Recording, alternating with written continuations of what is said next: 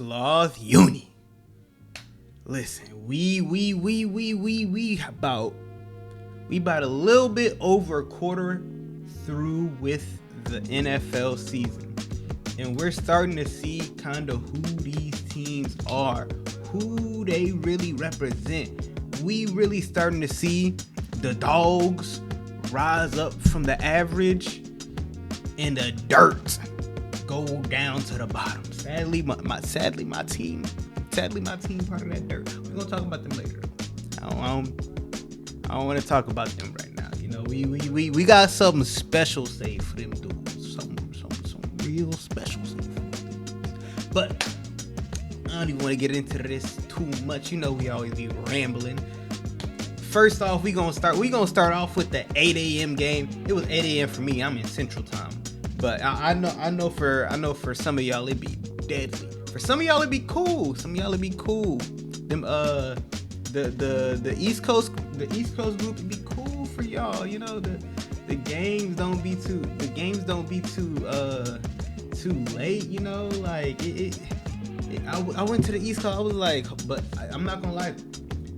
I don't like that the game started 1 over there. 1, 4, and 8. That's nasty. Central Time is the best time for football. The 12, 3, and 7, nothing beats it. Nothing beats having noon kickoff, actual noon kickoff, and then the afternoon game starting in the actual afternoon, you know, at 3 o'clock. And the nighttime game starting at 7. They be ending at 11 max, maybe 11:30 maximundo. But like other time zones, they can't get it right. If it ain't Central, I don't want it.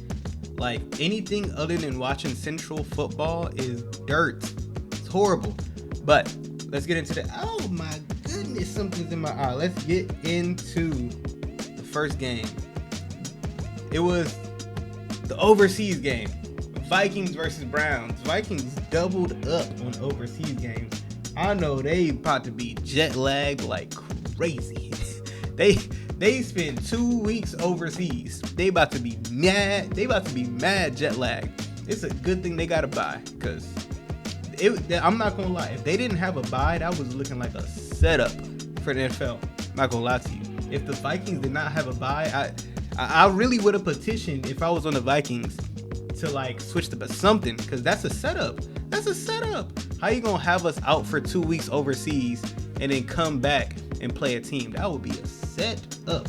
But they got a bye, so they don't got to worry about that. NFL good. NFL had them. They still good. But they played the Browns this week. They played the Browns. Yeah, we be rambling a little bit too much. But look, they didn't pray the Browns. They were praying on the Browns' downfall, but they didn't pray. They played the Browns this week. And they played rookie quarterback, first start, Dylan Gabriel. I'm not going to lie. Dylan Gabriel did not look as bad as I thought he would. I did say in the last video that I expected Dylan Gabriel to do a bit better than what people thought he was gonna do, but almost everybody thought he was gonna like just almost crap the bed. And I didn't think he was gonna score touchdowns like that. If anything, maybe 1 touchdown, but 2 of them, I didn't think he was gonna do 2. But he looks out. Listen, he didn't do enough to solidify him like the starting position, but he did his job. In your first career start overseas against a Brian Flores led defense, that's honestly, you'll take it.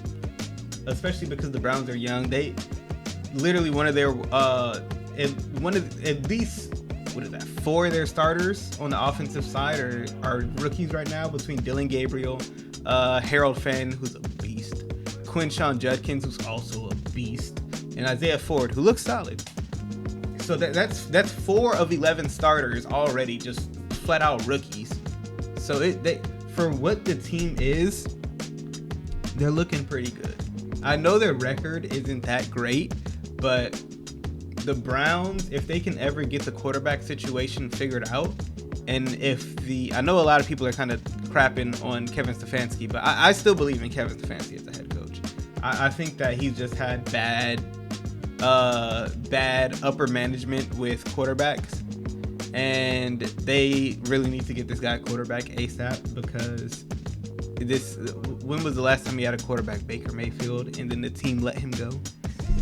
Like, ridiculous. But we're talking about the Browns. We're not talking about Baker Mayfield right now. We're gonna get into Baker Mayfield a little later. That boy, whew. But the Browns look solid. They have a really nice young core. I love what they're building. Between the two tight end sets with David Njoku and Harold Fannin, they got Quinshon Judkins in the backfield, who is literally getting better each and every week.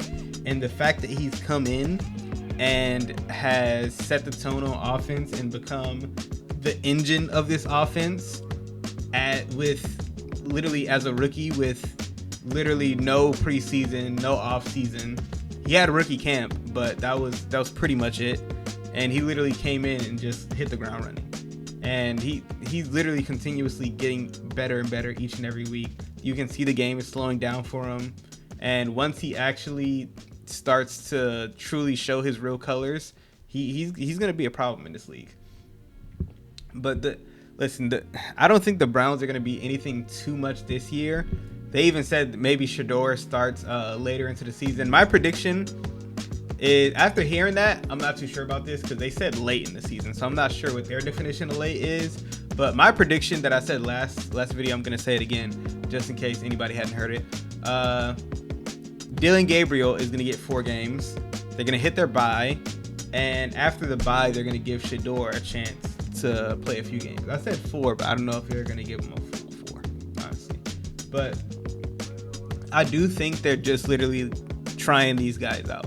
Maybe they give Dylan Gabriel more than 4 games, but in my opinion, it would make sense to give him 4 games, give Shador 4 games, and then whoever you think plays the best, because they're obviously gonna give Shador a shot. They're just trying both of these guys out, see if they have anything with the 2 quarterbacks that they took shots on.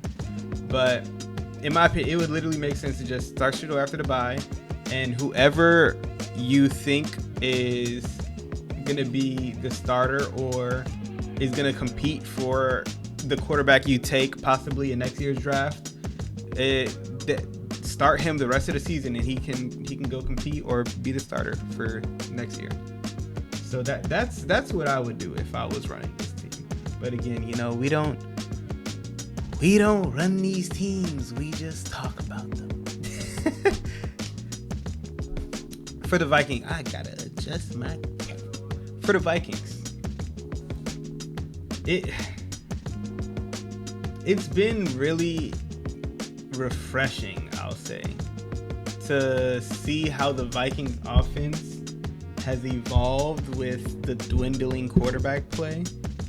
And I'm very intrigued to see how they will continue to get all of their receivers involved whenever JJ McCarthy gets back, because they will be more than likely getting Aaron Jones back around the same time. So that'll probably open up their run game and their passing offense a little bit more. But their offense, passing wise, majority of people expected it to, honestly, because JJ McCarthy literally is essentially a rookie. But their passing game unlocked with Carson Wentz behind center, between Justin Jefferson, Jordan Addison whenever he got off of suspension, and TJ Hawkinson. And it's really going to be interesting to see if, one, JJ McCarthy learned anything while he was watching Carson Wentz operate this offense. 2, I mean, he saw Sam Darnold operating it literally all year last season. So if he hadn't learned anything from that, it's problematic. But it'll be interesting to see how KOC treats the offense whenever JJ McCarthy gets back as well. Because, yes, he didn't have too great of a game in his first game. He did show a lot of promise. And in his second game, it was pretty much all bad. It's pretty much all bad. But that second career game in the NFL, giving him some leeway. but he still played bad in the second game. So it's going to be interesting to see how the Vikings kind of maneuver around that, especially since their run game, it's good, but if Jordan Mason continues to fumble and have fumbling issues, Aaron Jones didn't look too great of a runner. So are they going to lean on Xavier Scott? And if that's the case, then offense might get behind the schedule, which means it's going to force JJ McCarthy to make some plays that he might not be ready for. So it's going to be interesting to see how the Vikings kind of progress. Their defense the past few weeks has really regressed, and I do expect them to bounce back because I'm a Dolphins fan, but while I do agree that Brian Flores should have been fired from the Dolphins, I'm not going to sit here and act like the man isn't one of the greatest defensive minds in the sport of football. Not going to sit here and do that. So I do think that the Vikings defense will get back on track, but I am very interested to see how their offense looks moving forward with JJ McCarthy at the helm, because I do expect them to come back after their bye week is over, which will be week 7. On to the Texans Ravens, man. Also, before we get into that Texans Ravens, man, I just want to say the Browns, they lost the game, but they're showing a lot of growth. They're showing a lot of growth. Genuinely, they're showing a lot of growth. Genuinely. On to the Texans Ravens. This might be a little quick because boy, this was a good old fashioned butt whooping. It was so bad at one point. They were just out there doing shit. Like in my setup, I have literally imagine this is I'm at my setup right now. So on my laptop Surface Pro, I have the Miami Dolphins game. If they're not playing, I'll just have whatever game I'm most interested in that week will be my main game on the Surface Pro.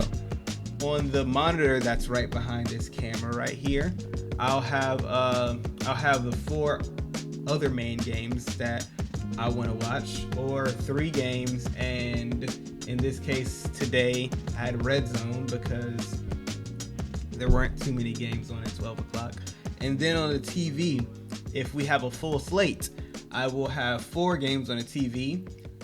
And then on my phone, I will either have the local game or a Red Zone game, depending on the setup. But that's generally how I run it. But today I had the Texans game, which is the local game that was playing, and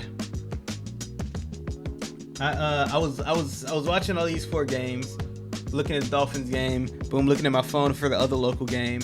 I was boom, boom, boom. And I look over to the Texans game, and I just see CJ Stroud running down the sideline. I'm like, is that CJ?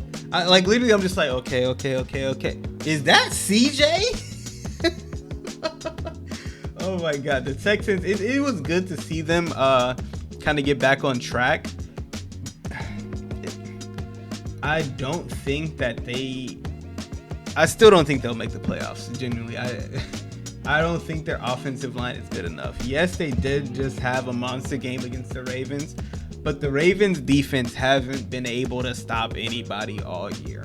Like, between the Ravens defense and the Dolphins defense, they're trying to have a competition of who can be the worst defense in the league. And at this point, I'm not sure who's winning. Like, genuinely. Between the Ravens and the Dolphins competition for who can be the worst defense, I don't know who's winning. Like, yes, the Dolphins are probably getting more takeaways, but they just let up 200 rushing yards to Rico Dowdle, who looked like Saquon Barkley back there. We're not going to talk about the Dolphins right now. They're coming up. They're coming up. I got something for them. But for the Texans, it's good to see them get back on their feet. It's good to see. Wait a fucking second. All football fans right now, rise up. It is good to see Nick Chubb back playing football. Amen. I know it's been a few weeks, but it's good to see Nick Chubb out there doing things on the football field, man. It's good to see him out there doing things on the football field. Genuinely. Genuinely. But yeah, it for the Texans, I think at the bare minimum they'll finish with a positive record. But yeah, they are the second best team in their division. Yes, I'm not a. If the Jaguars can ever get it together, they could be the second best team. But I was already really not a big Trevor Lawrence fan. Really, I'm low-key a Trevor Lawrence hater. But their defense is great. But you could also say the same thing about the Texans, whose defense also put on a show against the Ravens. It's like every single time I went to go check in on that game, take a little glance to see what play was being run before the snap, and then I look at all the other games, look back, a pick. The Texans really put it on the Ravens this game, like badly. Also, Mark Andrews, I know you hurting from the drop from last year, and I know I saw you were visibly upset on the sidelines from the drop you had in this game. But you sold my parlay, brother. Hey, listen. I trusted in you, and I honestly, I'll probably do it again. It was a good beat. It was a good beat. I'm not gonna lie. Had Mason Taylor receptions over. I had. Let me go look at the fucking parlay, because I had Mark Andrews receptions over, Mason Taylor receptions over. Oh, and Darren Waller receptions over. Darren Waller cashed almost immediately. Mason Taylor I really wasn't too worried about, but he cashed graciously. He cashed and cashed over well into the game. And Mark Andrews, on the play that he needed to cash, dropped it. And it happened to go for a Texans interception. But I made my money back and was positive on the day with some other plays. So it's not too bad. But man, the Ravens they're in a very bad downtrend, and honestly, like everybody who was talking shit about Lamar and saying, because I've been seeing a lot of people say Lamar wasn't the most important player on this Ravens team. He's a multiple MVP quarterback, and he's the quarterback. Like, if you take the starting quarterback away from a lot of these teams, they're going to look bad. Now, granted, some football teams will still look decent or even good. But those are very few amongst the majority of other NFL teams. But yeah, the Ravens, they're chopped. They're chopped cheese the rest of the season. Like, their playoff hopes are donezo. Texans still have hope, but I don't have hope for them. But yeah, Ravens, Ravens are chopped. I'm not gonna lie to you, man. Ravens are chopped. Even if Lamar comes back next week, they're still chopped. Like, coming back from 1-4 it's almost unheard of. Hold on. I would say, hey Siri, is anybody, but I turned off my Siri, so I can't use it. Honestly, I had to turn off my Siri because I don't know if if you're an iPhone user, you will understand this. But I promise you, Siri activates for the dumbest. My Siri just activated. You see this shit? I said, hey Siri. Hey Siri, never activates. Just fucking activated on the 20th. Fucking hey Siri didn't fucking activate. But what I was going to say, Siri activates for the dumbest shit. It just fucking activated. I can't. No. Like this, you can't make this shit up. You can't make this shit up. Like, people, I could be watching a video They'll be like, "Are you serious?" Siri would activate. Are you kidding me? They'll be like, "Oh, serial killer." Siri would be like, "Hey, what was that? Hey, I'm eating cereal. Hey, what was that?" Like, bro, any Siri anything, it like, oh, this is a good series to watch. What was that? Activates. I had to turn that shit off. I had to turn that shit off. Like, it was getting too wicked. And you just saw, I tried to activate my Siri at least 10 times. And it didn't activate until I started disrespecting. I said Siri is the dumbest shit ever. Didn't even fucking activate. You see this shit? I hate Siri. Just a fucking activate. I can't. I don't even remember what I was searching up. I forgot what I was searching up. What was I even searching up? That's crazy. Went on the whole fucking Siri rant. See, now I gotta remember. Hold on. Let's go on to the Raiders Colts while we're thinking about what the fuck we were gonna search up, because that just.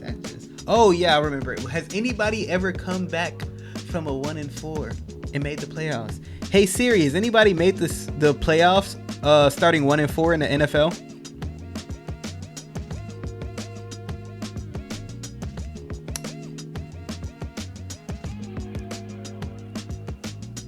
So it's possible to make the playoffs after starting 1-4 in the NFL, but it's historically very difficult. Between 1970 and 1920, why between 1920? Oh, the most recent to do it was in 2020. That's why. Okay, so 15 out of 253 teams that started the season 1-4 made it to the playoffs, with the most recent to do so being in 2020 was the Commanders.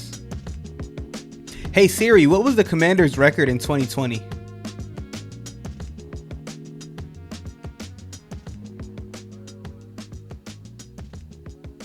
This shit says 3-13.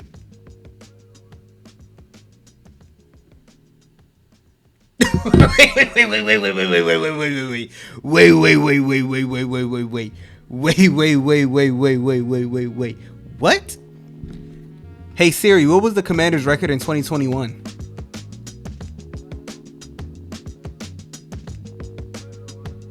Seven and 9. They won.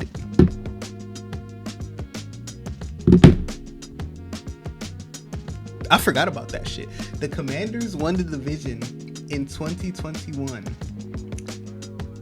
with a 7-9 record. That shit literally left my memory banks. That was so crazy. Hey Siri, what was the record of the Commanders in 2021 through the first 5 games of the season?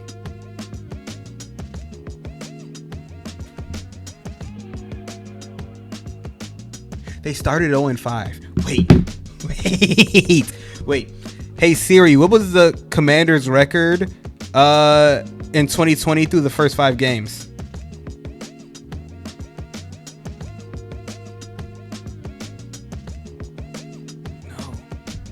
No, not 2022. 2020.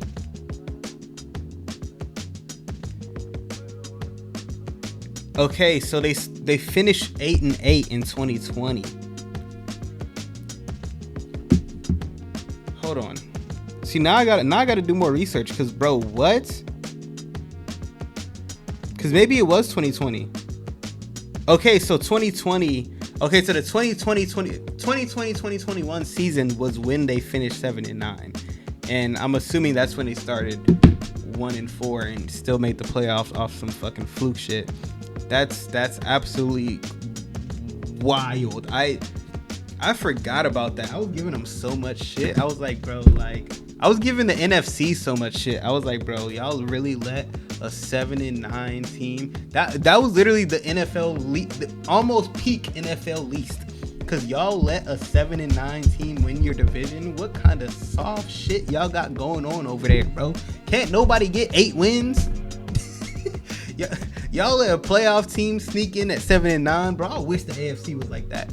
But we gonna talk about that a little later. Honestly, we might just talk about that shit now, cause bro, dead ass. I'm sorry, Raiders Colts, but like y'all game was really ass. Like we can talk about y'all after this. But like really, the shift between the AFC and the NFC has been crazy because the past, I want to say, I mean, I can't even say last year because I really feel like low-key the NFC kind of started taking that step above the AFC, in my opinion, starting last year. But other than last year, the past maybe like 5, 6, honestly, maybe 7 years, the AFC has been supremely better than the NFC, and it's been ridiculously harder to get to the Super Bowl through the AFC because it's been a fucking gauntlet. And the NFC was just like Weenie Hut Jr. over there, and it was just all you had to do was just beat the one team in the NFC Championship, and that's all you had to worry about because the rest of your journey was a fucking cakewalk. But now the NFC is a gauntlet, dog. Like, you've got the Commanders, where I don't even know what I started off with, but you got the Lions, you got the Eagles, you got the 49ers, you got the fucking the Buccaneers, you got the Packers. Like, bro, there's so many teams that you have to go through in the NFC. I'm probably missing some teams. I literally have a list of them right here in my face. I don't even know why I didn't just go to this. But you've got the Seahawks. Like, bro, the list of teams in the NFC that are just going to be so hard to beat in the playoffs. And then the AFC, yes, they're missing their quarterbacks, but even with the quarterbacks, I'm not gonna lie, the defenses of the AFC are looking sweet, bro. The Bengals would have been, even with Joe Burrow, Bengals would have been sweet. Even with Lamar Jackson, the Ravens started off 0-3. Like, I don't remember if they started. I think they started off 1-2, and then they went to 1-3. But their defense was still buns anyway, garbanzo beans. And that, like, dog, think about the top teams in the AFC. The top team in the AFC right now is the Colts. The top team in the AFC right now is the Colts. Who would have thought? I mean, I personally think the Chiefs are the team to beat still in the AFC. But, like, other than the Chiefs, I don't think there's really, like, one solid team in the AFC where you're like, yeah, we got to go through them. Other than Chiefs and Bills. That's it. You got the Chiefs and you got the Bills. And then the rest is, like, whatever. You could say the Steelers, but I'm still not fully convinced on them yet. I gotta see how the Steelers do the rest of the season. The book is still out on the Steelers. I like the team this year. This is probably the best Steelers team that we've seen, top to bottom, offense to defense, that we've seen in years. And when I say years, I mean years. But I'm compared to the top teams in the AFC, I'm still a little on the fence about them.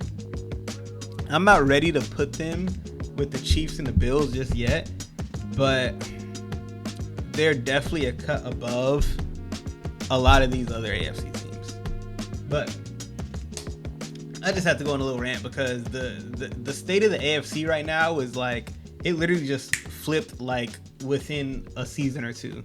And now the NFC is literally just like, oh my gosh, this is like, look who we have to go through. This is a wild card. And that's how the AFC used to be. And now it's just like, it's almost completely flipped, which is crazy. NFL is a wild place. This is why we love the sport. But Raiders Colts, listen, Geno Smith,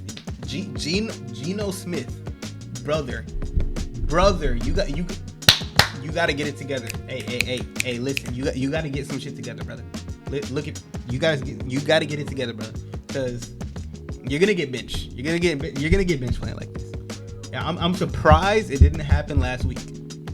They're paying you a lot of money, so that might be why. That might be why. You got a good rapport with Pete Carroll. That might be why. But Kenny Pickett, they might be better with him. They might not be too much better, but I think they'll be better with him. And you got to start thinking, the coaches might be thinking the same stuff too, because it gets to a point, Gino. Like, it gets to a point. And it's like another every week. It's almost every week with this guy. Like, when will it end? When will the interceptions end? Your interception to touchdown ratio is like, if you do interception to touchdown ratio, not touchdown to interception, your interception to touchdown ratio is looking like prime fucking Aaron Rodgers right now, brother. Come on, man. Like, listen, I was rooting for you, bro. Kind of, but not really. Like, I didn't think that the Raiders were going to be too much. Like, I thought they would be solid, but I didn't think they was going to be this bad. Gino, stand up, brother. Stand up. You got like one more week, max. For they bench your ass. You got like one more week, bro.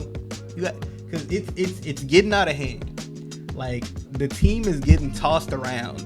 Like, y'all just looking like a JV team out there, bro. Like, y'all got to get it together, Brody.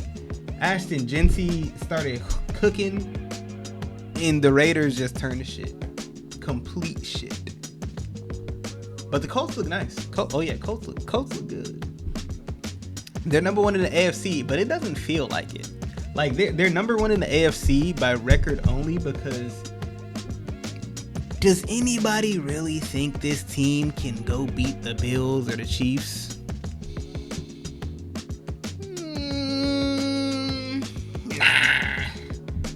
Is this a good football team? Yes. The Colts are a really good football team. I like the Colts this year. I think the Colts are going to win their division, and I think they're going to do it with command. I think they're going to do it with a strong iron grip. Yes. I think they're going to take hold of that division and grab it by the balls. Say, this is my division now, at least for this year. But whenever it gets to the playoffs, last week showed me a lot about Daniel Jones that I think might rear its ugly head in the playoffs, just like how it did the time the Giants made the playoffs and you kind of saw who he was as a quarterback. That's the thing about these quarterbacks who can be kind of like regular season merchants. Not to say Jared Goff is one, because he has made it to a Super Bowl, albeit he did it off the back of Todd Gurley and a strong Rams defense, but he's off the back of David Montgomery and Jahmyr Gibbs now. We're going to talk about I can't wait to talk about the Lions. But quarterbacks like, I'm not going to say Jared Goff, but above average quarterbacks who have really good teams around them.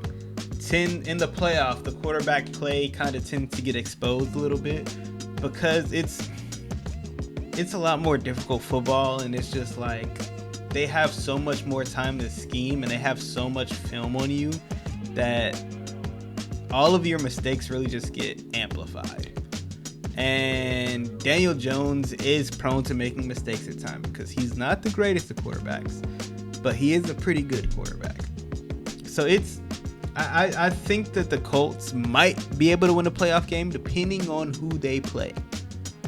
But hey, listen, as of right now, they're number one in the AFC. They're looking good. They're riding the back of Jonathan Taylor, who's looking like one of the best running backs in the league right now, if not the best. So hey, things are looking up for the Colts. Maybe they'll prove me wrong. Maybe we see the Colts in the Super Bowl. Maybe though, you never know. This is why we love this sport. Giants Saints. That Giants duo really crap the bed this game. 2 interceptions, 2 fumbles between both backs, the quarterback and the running backs. Got a bow. And Jackson Dart looked good throwing the football. He looked a lot more comfortable this week. He looked a lot more in charge, and you could see it through the stats. He actually aside from the turnovers on the stat sheet, really good. Not really good. He had a decent game. On film, he had a decent game as well. Apart from the turnovers, he's still learning. I mean, he's not using that as an excuse, but it's his second game in the league.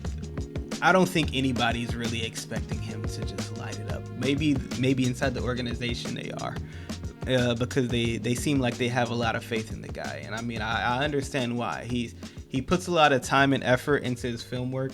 He's an extremely smart kid, and he understands the position. And his ability to command the offense, especially this early, is something that I didn't foresee. But when I was scouting him out during my draft process, I noticed that he did have a lot of the qualities that I personally look for in a quarterback, and that's what I really loved about him. I'm not going to release all this information because what I've come to find out is I low-key have found the secret sauce for scouting out quarterbacks. And I'm gonna, this offseason, I'm gonna drop a lot of videos about a lot of these quarterbacks that I like. But yeah, Jackson Dart he has a lot of the he has a lot of the qualities that I look for in a quarterback. And I thought that he needed a little bit more time to cook, and hopefully the Giants don't burn him, because if you cook up this meal, it has the potential to be a real good, maybe even a Michelin star type meal. But you gotta listen. They threw him on the grill a little early. But you gotta put the cover on it. Put the cover on the grill. Turn the heat down a little. Turn the heat down. Level with me. Bear with me. Come closer. Turn the heat down. Give it a little space. Give it some air to breathe. Turn the heat down. Just leave it there. Let it cook. Don't look at it. Don't check it. Don't open it. Don't touch it. Just let it cook. It's gonna do its own thing. Because if you look at it, if you open it, you might mess up the process. Look, it might start looking ugly at some point. It might start looking good, and you might poke at it, prod it, be like, is it done? But it's not done yet. You just look. Close the cover. Don't look. Turn the heat down. Set your timer. Get your thermometer ready for whenever that timer goes off. You can put it in and be like, it's good. That's what I hope they do. Yeah, that's what I hope they do. Because if you pair the meal that you cooking with some good stuff around it, by the time what you cooking is ready, you're gonna have a good meal.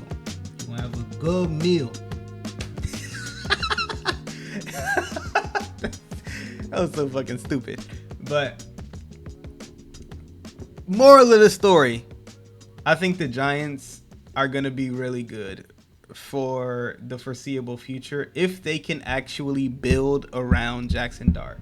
I pray that because I'm starting to really, really like Jackson Dart, and I pray that he does not fall prey to what a lot of these teams start to do with young quarterbacks, and that they don't build around them. They don't build the offensive line. They don't give these people weapons. He has a good coach. I still like Brian Daboll. He has a good coach. Hopefully they don't fire Brian Daboll for the season that the Giants are about to have. Because if they do, it might get real fugly if they hire the wrong person. That meal that we was talking about, yeah, they might open a lid. they might open. Not all the smoke is coming out. All the flavors leaving. You see what happens? But we're getting that. Anyways, the Saints. I'm not gonna lie to you. Alvin Kamara is getting traded. That's my main takeaway from this game. Because if he had a full Alvin Kamara workload, no worries. Maybe if anything, they're trying to hey, look, he's still Alvin Kamara. But he's been ceding more and more carries to Kendre Miller. And If anything, they might have a trade in the works. I think maybe with the Chiefs. But Alvin Kamara is getting traded. I genuinely wonder where he is going to, because he could literally change the dynamic of an entire or wherever he's going. If he's going to a team that really like is in need of a running back, what if he goes to the Chargers? They did just lose Amari in Hampton. Ooh. There's been a lot of noise about Chris Olave getting traded. I don't think Chris Olave is getting traded. He's too young. He's still on a rookie deal. Kamara's had his whole career. Yes, he already said he would love to retire a Saint. But this league don't give a fuck about that shit. Like, all these teams care about is themselves.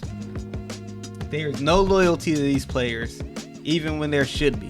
So I doubt that if somebody's giving the Saints some real value for Alvin Kamara, they're pulling the trigger 100%.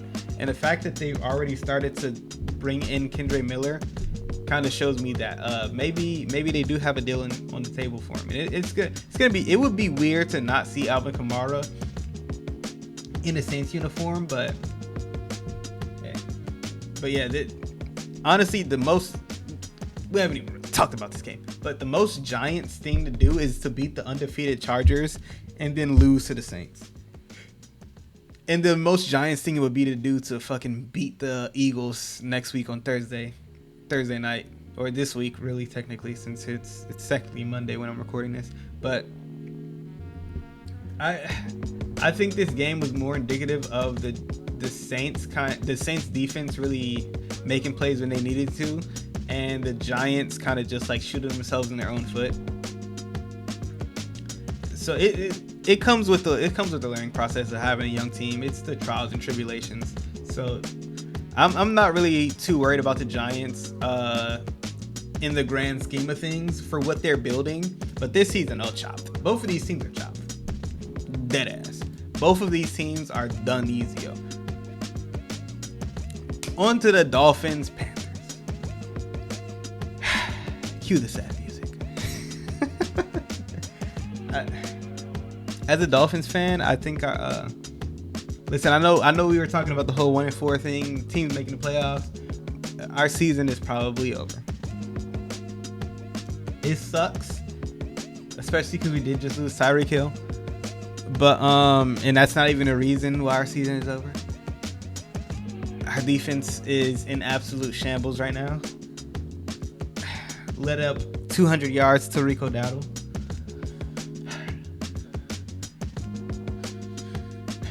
The Miami Dolphins are not a good football team. They're the state that they're currently in, especially after this Panthers loss. Nobody's safe. I don't think they're gonna trade anybody, but after this season is over, it might get wicked. I don't know if Mike McDaniel's gonna get fired. If he does, some team is gonna get a nasty OC. I don't know if Tua's gone.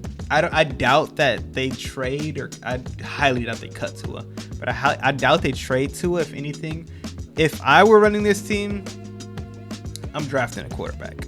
Not to replace Tua, but to battle against him.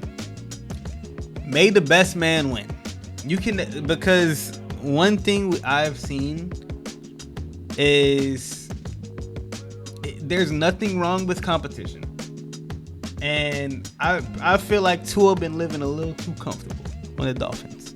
He's faced other than the Ryan Fitzpatrick QB competition, which he lost, by the way, as a rookie.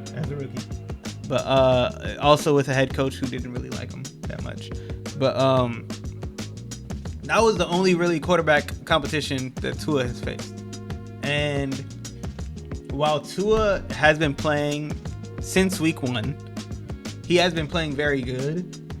In the moments, this goes back to his entire Dolphins career, by the way. In the moments that they have really needed him the most, he has been nowhere to be found. And it's really been some of his worst moments, in the moments that the team needs him most.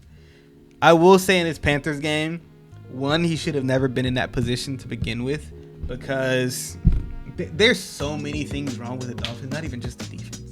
Like, the offense became so one-dimensional because they could not get anything going in the run game. They had like 10 carries for 16 yards. And when your opponent has, 20 carries for 200 yards, it's hard to win football games because your offense become one-dimensional. And when they know you're passing, Tua's not a complete game changer quarterback. Tua is a very good quarterback, possibly even a great quarterback, but he's not an elite game changer who's just going to put the team on his back and just like will his team to a win. He's done it one time in his career. I've always wanted them to build a really good run game around Tua, because if you actually build a run game around this man, it will be so hard to stop, because if you watch the game, you see it. If you watch Miami Dolphins football at any point in time, and you're not a fucking idiot who is just gonna hate on the Dolphins and Tua, you will actually acknowledge that this man can slice up a defense, and he can be extremely surgical. But the problems lie when we can't get the run game going, and everything falls on Tua, and our offense is literally just Tua. And then teams are like, oh, all we have to do is just stop the pass.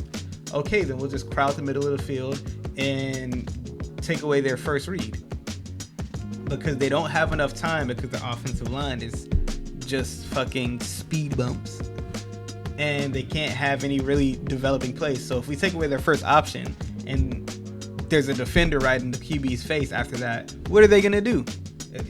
There's so much wrong with the Dolphins right now that I don't see how the GM does not get fired after this year. Hey, I don't think he'll get fired in the middle of the season, because one, he knows where all of the bodies are buried for the owner. There's been so much fucking controversy about this team since forever, and the GM has been part of the team since like 2005 or 2002. So he knows where all the bodies are buried. So they're not going to fire him mid-season. They'll probably do him right. If anything, they might not even fire him from the organization. They'll probably just give him another position and just say you're not in charge of football operations anymore, but you can still be involved in the team in some capacity. We're still going to cut you some hush money paychecks that won't look like hush money paychecks, because it'll actually be on the books that you're still actually working for us. That's what I think they'll probably do. What they'll do with Mike McDaniels, I have no fucking clue. But let's talk about the Panthers. I'm tired of talking about our team, because oh my gosh. And it put one last thing to put insult to injury. Literally, if you have Sunday Ticket and you're watching all the games, literally through the red zone, in the middle of the evening games, at least 4 times, they were like, well, take a look at how the Dolphins Panthers game went. Oh my gosh. And they just started fucking cooking us. And I was like, I was just trying to watch these evening games in peace, and now I'm just reminded of my team season is over again. For the 5th time. Yeah, again. Oh wow. Yeah, how about that Panthers comeback? Yeah. But yeah, how about that? Honestly, now that I'm done shitting on my team, how about that Panthers comeback? I saw a tweet that it was a picture of Tom Brady, and it was like Bryce Young after he gets his weekly turnover. And I'm not gonna lie to you, Bryce, like, some of the shit that Bryce Young does, I'm like, bro, like, if you did this on a fucking regular, you would be a GOAT, bro. Like, you would be a dog. I hope they give him one more year just to see what could happen, because the introduction of Tedero McMillan into this offense, and Chuba Hubbard, and the offensive line kind of gelling together a little bit, and the defensive line looking stout as fuck, like, they could genuinely possibly build something here. So I hope they give him one more year and don't just like cast him aside. But yeah, who knows? If they end up with a horrible record, they might just kick him to the curb. But I mean, they have him on a rookie deal. Just keep him another year, What's the harm? Cowboys Jets. This game, this game went exactly how I said and thought it would go. The Jets put up a good fight, but this team is not good at all, and they're going to. I said it in the last video. I said this Jets place is going to some bad places, and they're still en route going to those bad places because it's going to be a rough season for them. The Jets are just a shit organization, and I truly don't know what the fuck can fix them. Like, honestly, I feel like I would have to be in these rooms, in the walls, and just seeing what is going on to be able to know how to fix them. And because for as of right now, I don't see how they have any possible future of being good. They have good players, but they're not a good football team at all, like by any stretch of the imagination. And it's mind-boggling because they have so much talent just scattered all across the team, and it's just like, how have you guys never figured it out? You had Aaron Rodgers as your fucking quarterback last year with Devontae Adams, Garrett Wilson, and Breece Hall, and you all fucking sucked. I think that all of the front office of this organization and all of the people who are in charge need to take a really long look in the mirror and figure out what the real problem is, because the Jets have been just poverty for so long, and it honestly, like, I'm on hate watch because I'm a Dolphins fan, but it's getting to a point where this is just getting sad, and I feel for the fans because I know what it's like to be part of a poverty franchise. But we've had our ups and we've had our downs, and we've been up again, and it's like the Jets are just always down, and I feel bad for them at this point because it's like nobody takes joy in beating up a dead body. It's like, or an unconscious body. Like it's just lying there doing absolutely nothing, and you want me to fucking kick its head? I don't enjoy this shit. Nobody enjoys seeing that shit. Fix it, please.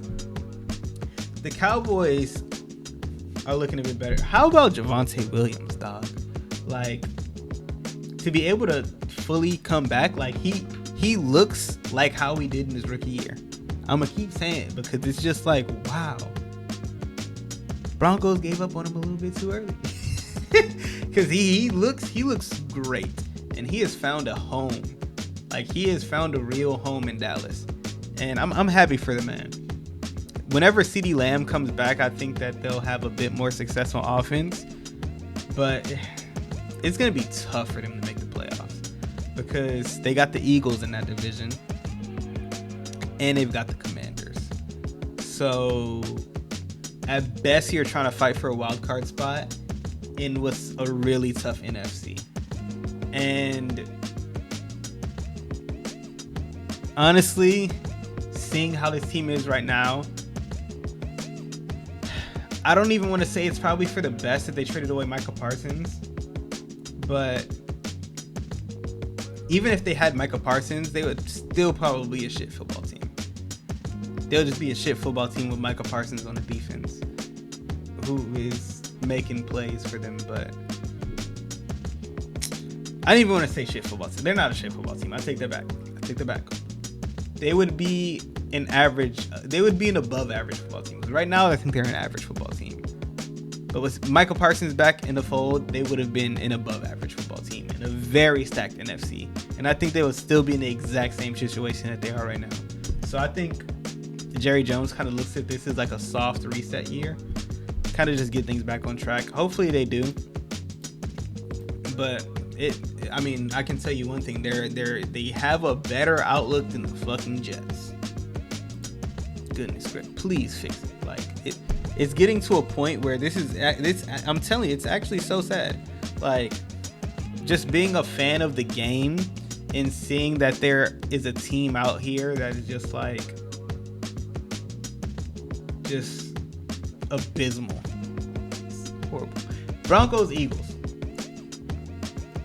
Also, all the undefeated teams are no longer undefeated this week. Hello.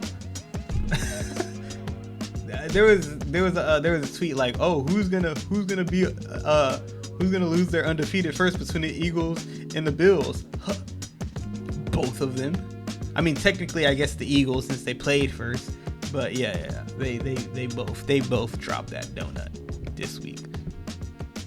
Shout out the Broncos though. They literally, I'm not gonna lie to you. If you saw the video of the post conference of the reporter asking Sean Payton questions, and you could hear in the back in the Broncos locker room they're playing "Walking Your Sack, Take Over Your Trap."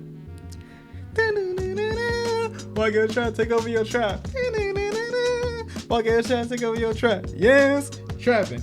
Yeah, trapping. They were so lit. I would be lit too. If you literally went into the Eagles team or into the Eagles stadium and beat the undefeated Super Bowl champions, oh yeah, they gonna be lit. I hope they don't celebrate this win too much and come into the next week a little too litty too titty, because we see it all the time in the league. But good win from the Broncos. They still have a lot to clean up, but they're going in the right direction. They're more, and they could make a run for the division. I still think the Chiefs will probably end up winning this division when it's all said and done. And everybody's going to be like, how the fuck did they do it again? But if the Broncos play their cards right, they're in position to win this division. So keep it going. The Eagles, their whole situation this entire week has been so hilarious. And it just got funnier and funnier. Because I said in my last video, this was before all the reports about both AJ Green and Devontae Smith being disgruntled, by the way. I just looked at their body language as they were walking into the tunnel. I was like, yeah, these don't look like people who are happy right now.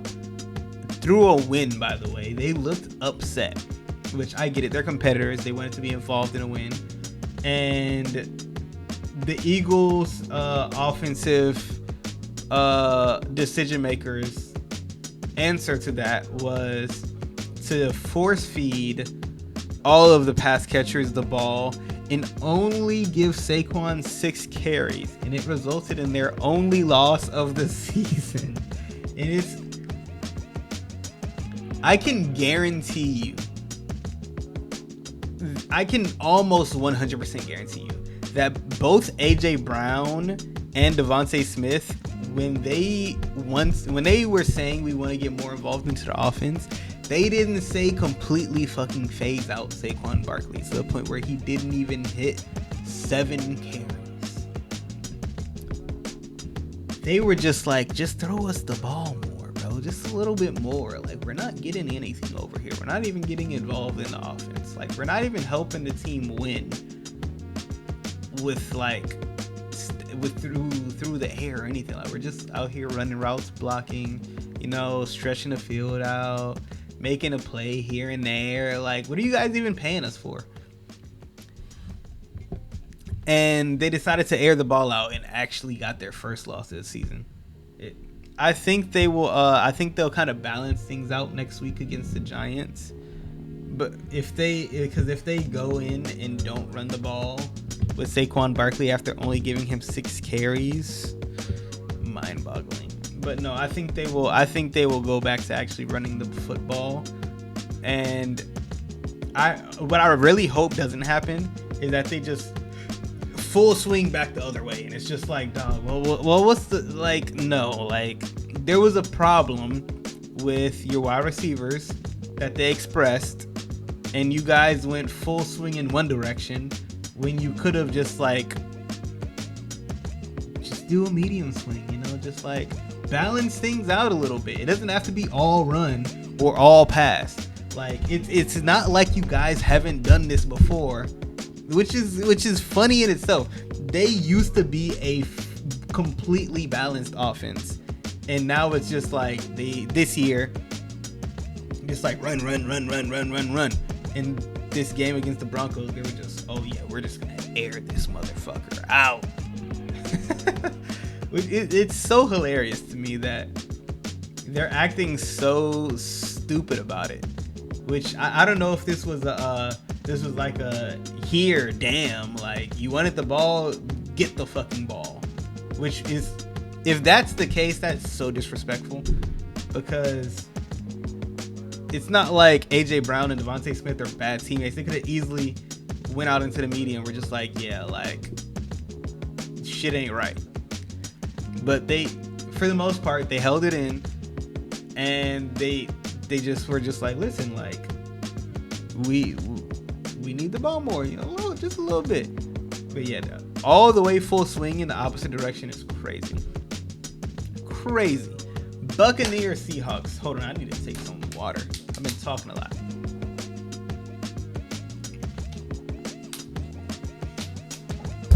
Buccaneers Seahawks, arguably game of the week, or game of the day, probably game of the week.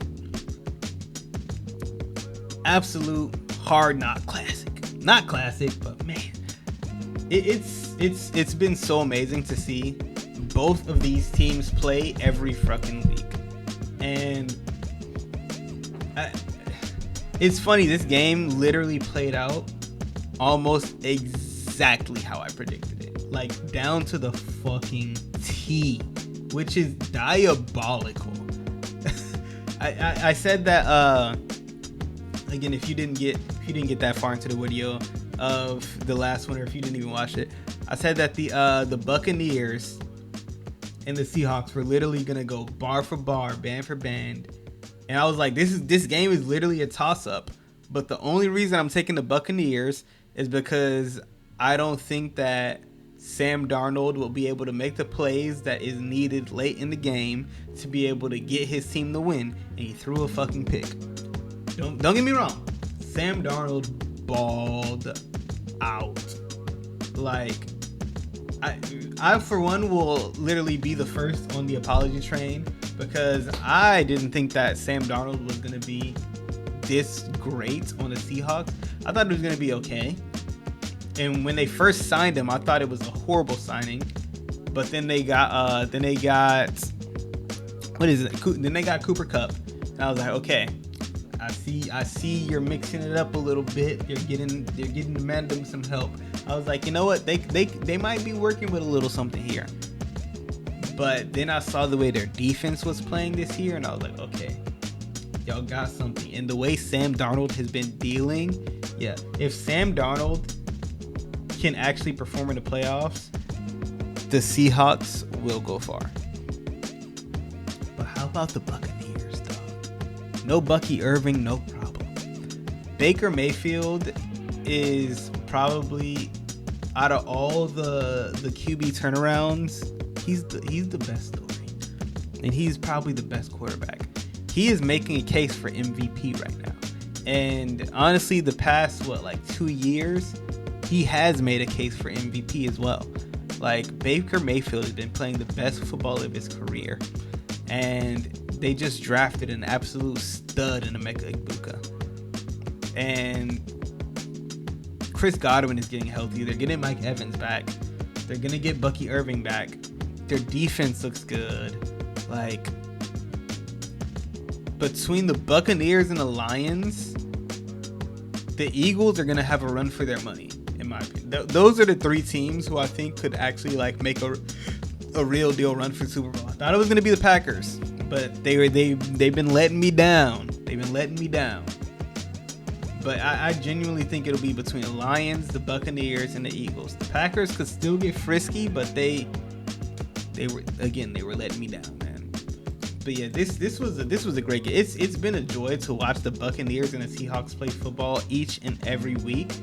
And I will literally be the first to say I was flat out wrong about how I thought the Seahawks were going to be with Sam Darnold, because they are legit.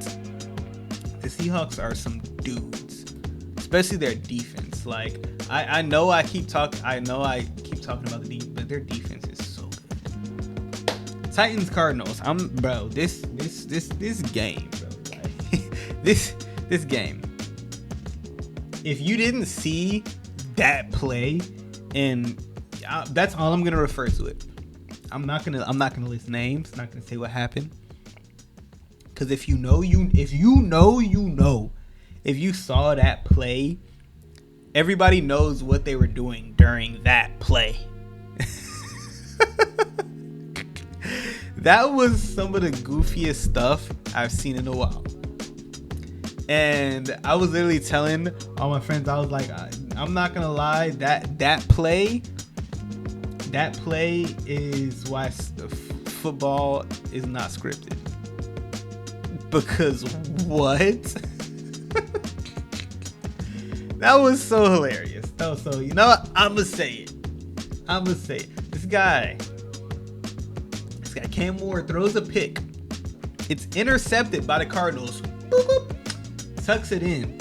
But wait, as he's running with the pick, or stumbling, I should say, after catching the pick, loses control of the football, fumbles it. There's a mad dash. Everybody's kind of like knocking the football. The football skirts over into the end zone, and Tyler Lockett huddles over it for a touchdown. And that was a game-winning touchdown. That is hilarious. And that leads me into a segue about the Cardinals are absolutely broken. And I don't know what is up with them.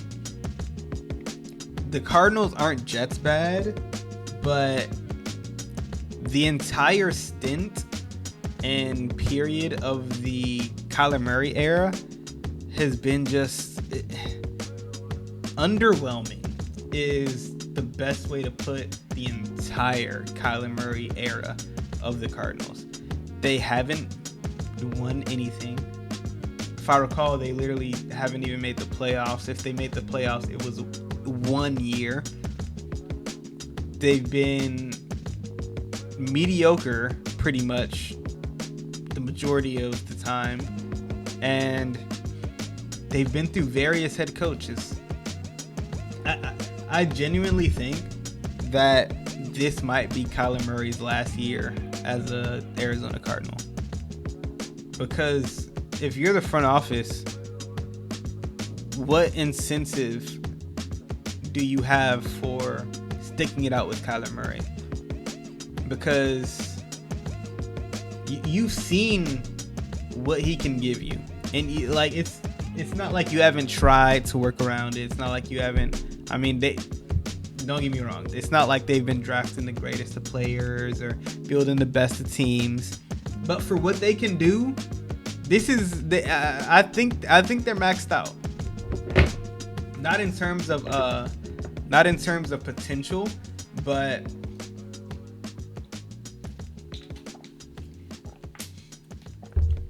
I think they're maxed out on everything. Just like, maxed out isn't a good word, because that insinuates they're absolutely like capped out. But I do think this is the end of the road for Kyler Murray on the Cardinals, and it's because he's a very talented quarterback, and I think in the right scheme he could really thrive and have a lot of success and get wins. That's the main thing that the Cardinals have been lacking in the Kyler Murray era. It's wins. They haven't won football games, and it's mind-boggling because Kyler Murray is very clearly a talented quarterback, but all of his talent has literally never amounted to meaningful wins in all the years that he's been there. There's an out after 2027, but I don't think they'll wait that long, genuinely, because there's a out that doesn't hurt as bad after this season. There's an out that doesn't hurt as bad. It'll hurt. It'll sting. The 2027 one is a soft. It's a little pillow punch. It's a little pillow punch. The one after this year, it's gonna sting a little bit. But you still gonna be good. Always remember that. That's W lore. If you know what I'm talking about, shout out. That guy is hilarious, man. Big ups to my guy, man. Big ups. He's doing good things.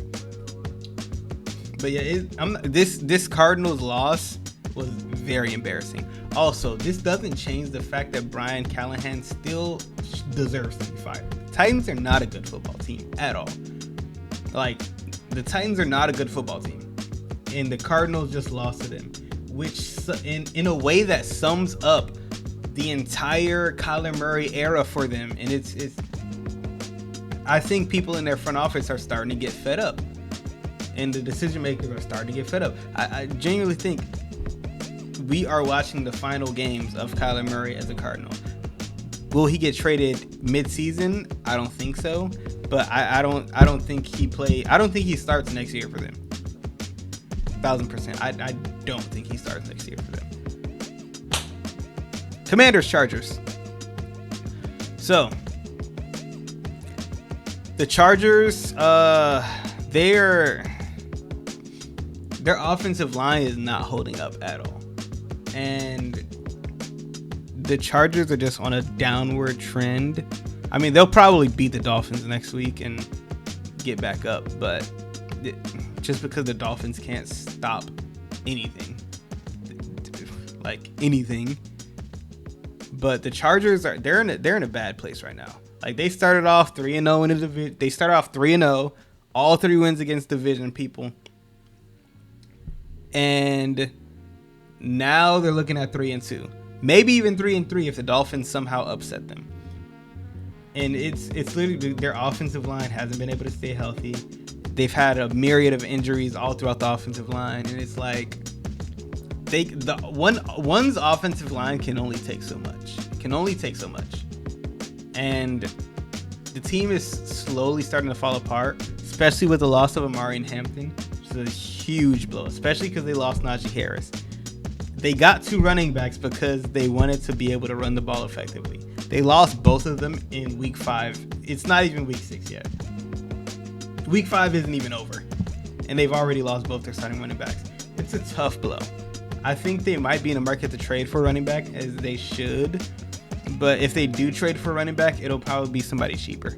I don't think they'll be in the market for Alvin Kamara just because of how expensive he is. But I think they need to do something, because if they don't make a move, their season could get derailed. Especially with how deep not how deep the AFC is, but there's a lot of teams that could take their spot in the AFC. The AFC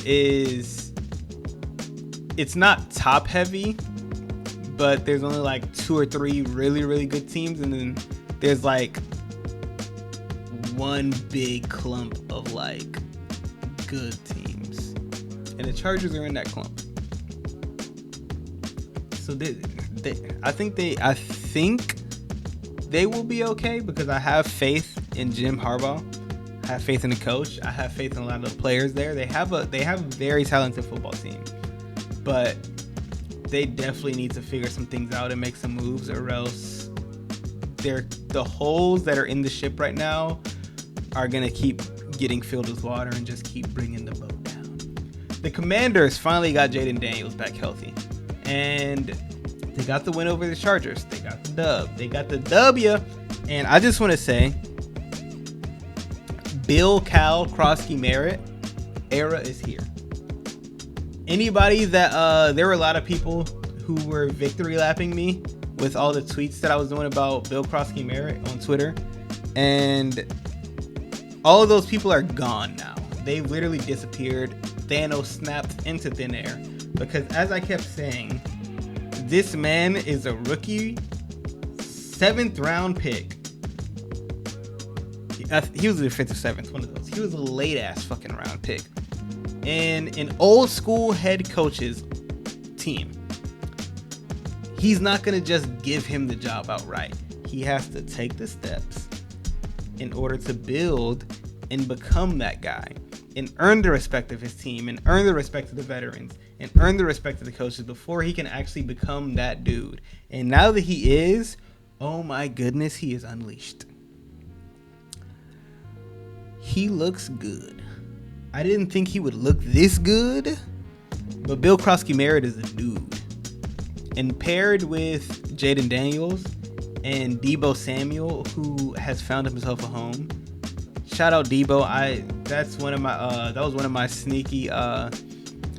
sneaky really good additions that kind of flew under the radar because they traded for him really early in free agency. A lot of people kind of just forgot about it, and his final few years with the 49ers was kind of so people were like Deebo Samuel, but they tend to forget that he's also a really good football player.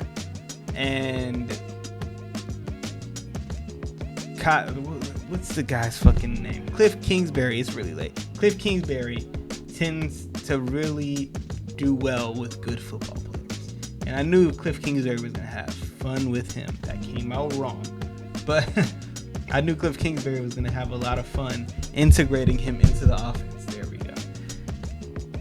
And whenever Terry McLaurin gets back, if he does get back this season, I think he will. But you never know with injuries like that. But whenever he does come back, they're gonna have some dudes on this team, and Jaden Daniels, I think, will be able to keep them afloat to possibly even make the playoffs and go on a run. Lions Bengals, no cap. The Bengals are this is complete mismanagement of a football team, and it's honestly blasphemy what they're doing with this quarterback position, because there's no way they can continue to have Jake Browning starting these games and going out there. They got to be tanking. Because they said they're not looking for any other quarterbacks at the time. It's like, how can you see this man play and not try to get at least some type of competition for this guy? It's funny. I was about to rip them a new one. I was literally typing up a tweet in the middle of the game, and I was like, dog, Jake Browning's interception to touchdown ratio is 8-4 on the fucking season. Interception to touchdown ratio was 8-4. And as I look up at the screen, I see Jamar Chase moonwalking into the end zone. And I was like, well, I can't post this shit now. Because now it's 8-5. It's not that bad. It's still bad, but it's not that bad. And then he threw another one, and I was like, well, okay. Like, yeah, I'm glad I didn't hit send tweet, because I would have immediately ate my own words. Like, literally would have immediately, the second I sent send, would have eaten my own words. I was eating my own words before I even hit send. But yeah, the Bengals they're reaping what they sowed in paying a quarterback, 2 wide receivers, and a defensive player. About 60 to 70% of their salary. And they made this bed, and now they're gonna have to lay in it and figure some shit out. Because once one of those guys go down, you're like, oh yeah, this was our team essentially. Because we're paying all these guys pretty much our whole salary, and all the other guys are getting paid peanuts. So if one of these guys go down, which they already have, you see what happens. And I think they kind of back themselves into a wall, or back themselves into a hole that I don't think they're going to be able to dig themselves out of.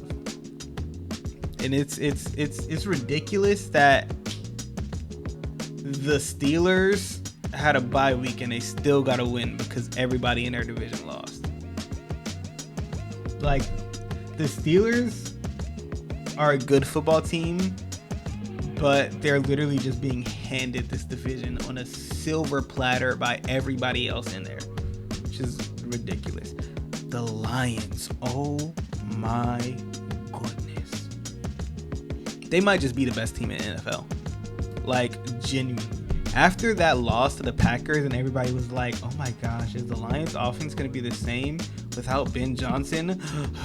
Are they done? They're like, we're not fucking done yet. If not, we're even fucking better. Better. Do you hear us? Better. The Lions are on a tear. And they're just like, whoever's in our way, we're just going to like shove you out of the way. And we're going to stick our fucking fist in your mouth as we're doing it. And I don't think they will lose a game. From what I saw from their schedule, I don't think they'll lose a game until they play the Eagles. And even then, they might beat the Eagles. The Lions, in my opinion, are the best team in the NFL. And I feel like a lot of people aren't really giving them the respect that they deserve just because they're the Lions, I guess. I genuinely don't know, especially with all the success they've had in the past few years. Yes, the playoffs hasn't really gone the way that we would have wanted or expected from a team of that caliber, but we have to remember, they're still a really freaking good football team, and they're looking just as dominant as they were in years past. So, and none of the other teams that were super dominant are like, they are easily the most dominant team in the NFL right now. If you're making the power rankings and the Lions aren't number one on your power rankings, what the fuck are you doing? Patriots Bills. I'm upset about this for various reasons. I mean, if it could have ended in a tie, I would have loved that because I hate seeing either one of these teams win. But now I have to hear about Patriots propaganda for the rest of the week and possibly even the rest of the season because the Patriots actually do look good. I was saying that their only 2 wins came against the Panthers and the Dolphins. And yes, this is a divisional game, so maybe they did play up to the level of their competition. And the Bills, in my opinion, definitely played down to their level of competition. But that doesn't take away the fact that the Patriots did look good. They did look good. I'm not gonna take that away from them. Stephon Diggs is getting healthy. Drake May is settling in. Their running backs still have a lot of fun. They got a lot of stuff to clean up, starting with the running back fumbles. You got to clean that up. But like I said in the other video, I said I liked what the Patriots. I didn't think the Patriots would win. Thought they weren't ready for prime time. And for a lot of the game, it was looking like they weren't ready for prime time. But the Bills also were not ready for prime time in this game for whatever reason. But yeah, the Patriots, I like what they're building. I still think they need another young weapon to pair with Stephon Diggs or even like overtake him. But they're going to be solid. They're going to be nice. And it sucks to say. But it was a really good win for the Patriots to say that, listen, we are here. Like, we're going to be some dudes going forward. And we're trying to put the league on notice that we're not to be trifled with like how we were in the past. Because this is a different football team. And I love how Mike Vrabel completely just turned this team around and completely changed the culture. And completely literally just like changed this team's mindset so we are the same losers that we were after Tom Brady to now we are a new identity post Tom Brady and we're building our own pathway. And I love that for them. You know, I hate that for them, but I love that for them as a fan of the game. The Bills, honestly, I'm not too worried about the Bills. I like I said, I think they played down to their competition. The Bills shot themselves in the foot way too much, and Josh Allen flat out just didn't have a good game. We see it plenty of times from Josh Allen throughout the season. He just literally has games where he just isn't great. It's not to say that he doesn't deserve MVP or this, that, or the other. Some players just have bad games sometimes. Not even all players have bad games. Josh Allen just had a bad game. Honestly, that's what it boils down to. I'm not worried about the Bills. The Bills are still going to be dominant. Everybody's going to be like, oh, the Bills are this and that. And honestly, people might even take whoever the Bills are playing next over the Bills. Like, oh, maybe there's chinks in the armor. No. They just lost. All right. It happens. It happens in the league. It happens sometimes, I'm not too worried about the Bills. This is a really great win for the Patriots, though. And this will be, if they do end up going on a run, this will be one of those staple wins that they can really hang their hat on late in the season. Last but not least, we don't have a recap. We have a preview for the Chiefs-Jags game. The biggest thing that I'm really looking forward to see is how this Jaguars defense plays against the Chiefs offense. Because the Chiefs offense is really starting to hit their stride, or really starting to catch their stride, I should say, not hit their stride. They're starting to catch it. Xavier Worthy is a little banged up. He had a little, it looked like he had a little setback in his injury, but I think he'll still play. I think he'll still be okay. But other than him, they have found something in Tyquan Thornton. Hollywood Brown is an option. Juju Smith is looking like he's still a solid option. They got to do something about the run game, because if they go into this game limited, the Jaguars defense has been flying, and I do think the Jaguars are going to keep this game close. Like, it'll be up to the Jaguars offense to be able to actually dictate this game, because I think the Jaguars defense will do their best to try to keep them in it. But if the Jaguars offense doesn't show up to play, which honestly, I think they will, they could win this game.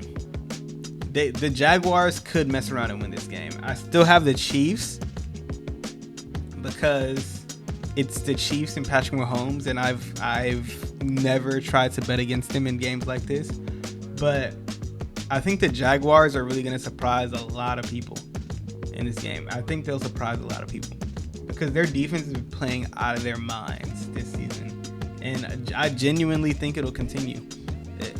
I wanted to see how they played last week against the Niners, and that was a good test. This week is the real exam.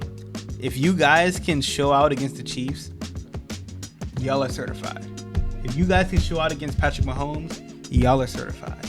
At least the defense. I'm still not sold on the offense, even though I think the offense can have a good game. I'm not sold on the offense yet. Not one bit. And Shane Waldron is the devil. He's not the devil, but good Lord. Like, how does this man keep getting job opportunities when you see the resume that he's had with the wide receivers? I don't think he's the direct cause to Brian Thomas's struggles, which is probably why he won't get fired. I think that Brian Thomas has had a wrist injury that has really, really, really been bugging him. And the team just hasn't been upfront and honest about how serious the injury is. So I think that's the root in Brian Thomas's downgrade. But Travis Hunter, his usage is very questionable, because he's shown flashes that he can be really good, but they're being very, very weird about his usage. And I can tell you right now, I'm looking at how this team has played these first 4 games. They are not going anywhere unless they actually unleash Travis Hunter. He will be the X factor. If they can get him going and get Brian Thomas back healthy, then they can possibly be something. But it'll be up to Trevor Lawrence at that point, because they got 2 good running backs in Bashaw Tutton, or Bashaw Tutton, however you pronounce it, and Trevor Etienne. But they need their quarterback to lead the way. And their quarterback isn't going to do anything if their wide receiver 1 is hurt and they're not getting enough touches, or they're not getting their wide receiver 2 as involved as they should. Because right now, you're looking at a hurt wide receiver 1 and a part-time wide receiver 2. You're not going to win football games like that. Straight up. But I got the Chiefs. Anyways, if you guys enjoyed and if you stayed here this long, like, comment, subscribe. Let me guys know how you're rocking with the new formats that I'm doing the videos. Let me know if you want the intro back, the outro back. Let me know some stuff, But hope you guys enjoyed. I'll be here with my starts of the week and my recap of the Chiefs-Jaguars game in a few days. But I'll also be back with the preview of Week 6. Again, hope you guys enjoyed. Like, comment, subscribe.